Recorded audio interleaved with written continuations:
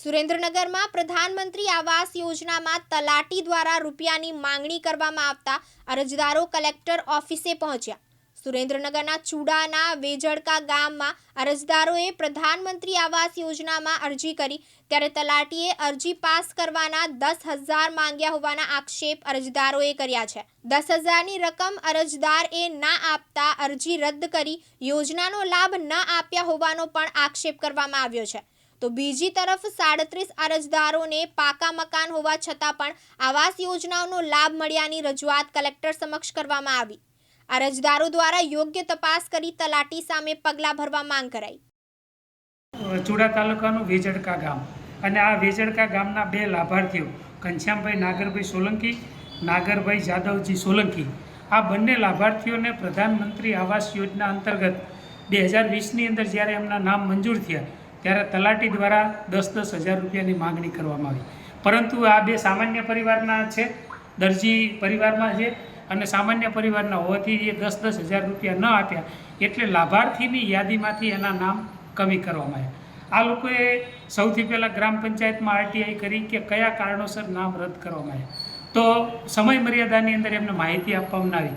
પ્રથમ અપીલ અધિકારી તાલુકા વિકાસ અધિકારીને જ્યારે પ્રથમ અપીલમાં ગયા ત્યારે તલાટીએ ગ્રામ પંચાયતમાંથી જવાબ આપ્યો કે એમના બાપદાદા વખતનું પાકું મકાન હોવાથી એમને આ લાભમાંથી નામ રદ કરવામાં આવ્યા। હકીકતમાં 70 કેટલું વર્ષ જૂનું મકાન છે? 80 વર્ષ જૂનું મકાન છે અને જૂના જે ચૂના અને પથ્થરનું ચણેલું છે એમનાથી પણ જેને સારા મકાનો છે એવા 37 જણાને આ યોજનામાં લાભ આપવામાં આવ્યા, પરંતુ આ બે માણસોએ, બે સામાન્ય પરિવારના માણસોએ 10,000 રૂપિયા તલાટીને ન આપ્યા, એના લીધે એમનું યાદીમાંથી નામ રદ કર્યું। આ બાબતે તાલુકાની અંદર લડત લડે છે, જિલ્લાની અંદર લડત લડે છે અને જ્યારે થાક્યા ત્યારે એમને કોઈકે મારો નંબર આપ્યો કે અમૃતભાઈનો સંપર્ક કરો અને સંપર્ક કરીને અત્યારે સુરેન્દ્રનગર જિલ્લા કલેક્ટરશ્રીને અમે કહ્યું છે કે સુરેન્દ્રનગર જિલ્લાના તલાટીઓ છે એ બેફામ થઈ ગયા છે, એમને કોઈનો ડર નથી, પોતે જેને ઈચ્છે એને લાભ અપાવે અને જે એને લાંચ ના આપે, લુસૂત ના આપે અથવા તો સરપંચ ભેદભાવ રાખે એને એના નામ રદ કરવામાં આવે। આવા પ્રકારનું પ્રધાનમંત્રી આવાસ યોજનાનું જે લાભાર્થીઓ છે એમાં આવા પ્રકારની ગેરરીતિઓ થાય છે। અરુણભાઈ નાગરભાઈ સોલંકી, હું ગામ વેજલકાનો રહીશ છું, ચુડા તાલુકો।